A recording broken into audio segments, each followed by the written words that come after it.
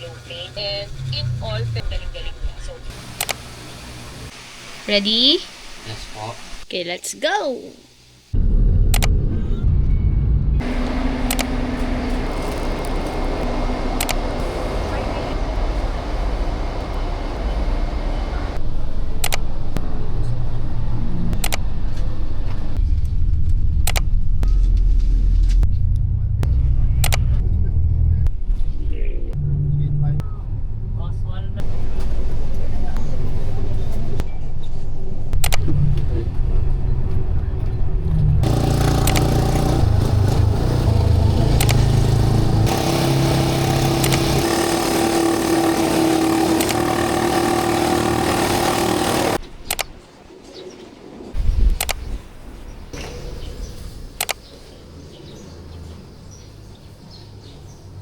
Yung main.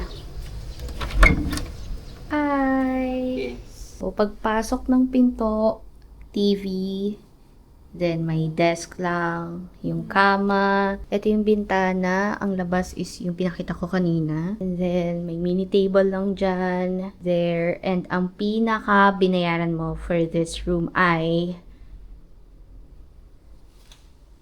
the view. Diba? Ang ganda. Ang ganda ng view.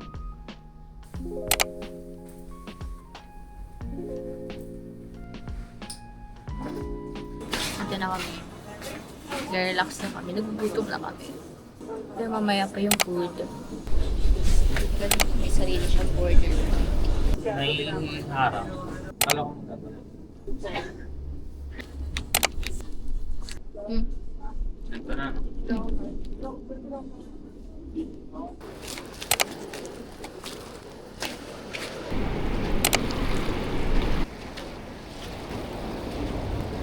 Ganda!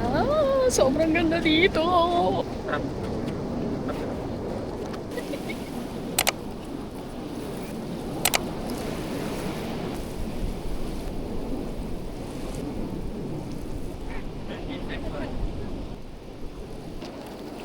Look at the view!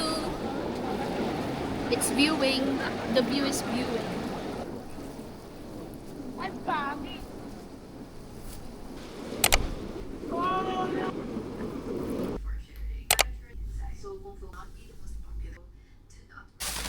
Here's our food.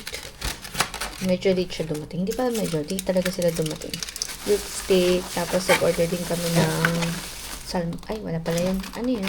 Calamares. Calamares. Ayan yung parang credited, ano nila, no?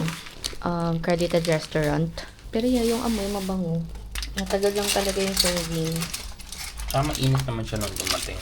Kain na tayo. Guys, first meal namin to ni MJ ngayong araw na to. Oh my God.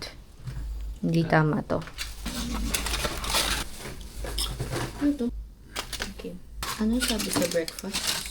Sila magdi-deliver 7. Natulog kami ng MJ, kaya wala na akong makeup ngayon. Natulog kami kasi nga wala kaming maayos na tulog sa bus. Nakatayo. Yung mga nakatayo so hindi ka makakatulog talaga na maayos. Yes. Anong oras din kami natulog? Kagabi pa. Kagabi pa yung sa tulog namin. 3:30 pa lang nasa bus na. Ay, 3:45 pa lang nandun na kami sa Victory Liner. Puto na mababait yung mga staff dito. Tsaka hindi siya sobrang dami siguro nagbakasyon dito, Nature naman nila mainit. Bigay to nung... Saan bigay nito? Sa resort. Sa Valentine's daw nila. We have peachy, I think. And then this one. Na hindi naman alam kung ano. And then marbigay pa sila dun sa likod. Ano yun, love? Parang palabo. Palabo. Parang siyang karaoke. Ang sarap na ito. Hindi kami naligo ngayon. Unang rason, meron ako. Pangalawa, pagod kami. So, makakaligo pa kami siguro baka bukas. Nakabusog siya.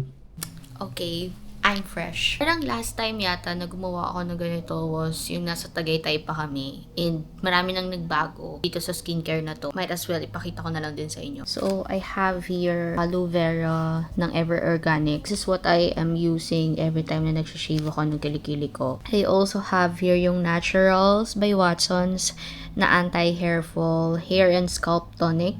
My hair serum. This is my favorite dry shampoo as of the moment from Lux Organics. Volume Blowout, Ceramide plus Biotin. This is my makeup remover, Nivea. Yung acne something nila. Tinransfer ko lang sa ganito. I bought this from KKV. And then, Main Pro.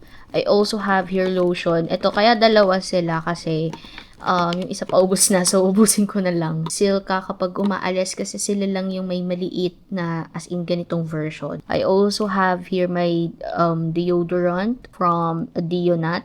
Face Republic na Calming Spot Oint Gel. Beauty Mist by Ann Klutz. From Lux Organics, tinransfer ko lang siya rito. And my mirror. And this is my hair oil from same line, Naturals by Watsons din. Body sunscreen since nasa beach kami. This is from Lux Organics. Nagamit ko na siya before. So, kaya siya ulit yung binitbit namin here.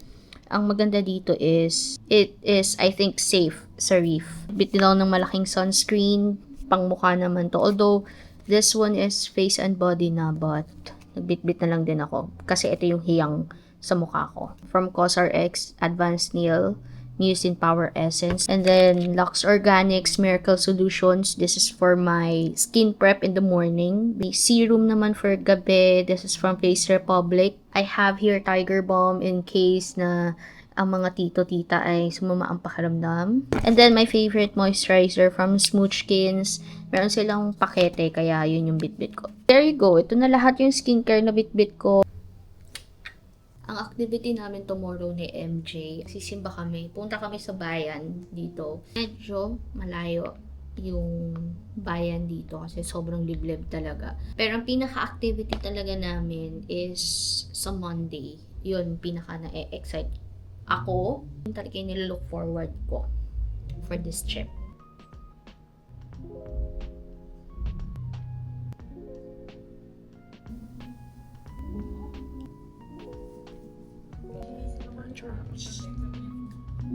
Naturals.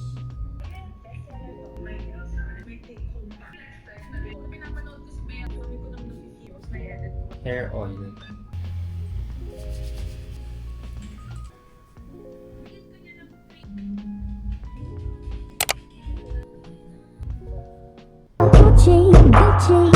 Fendi, Prada. Other bitches wear that shit, so I don't even bother. I put the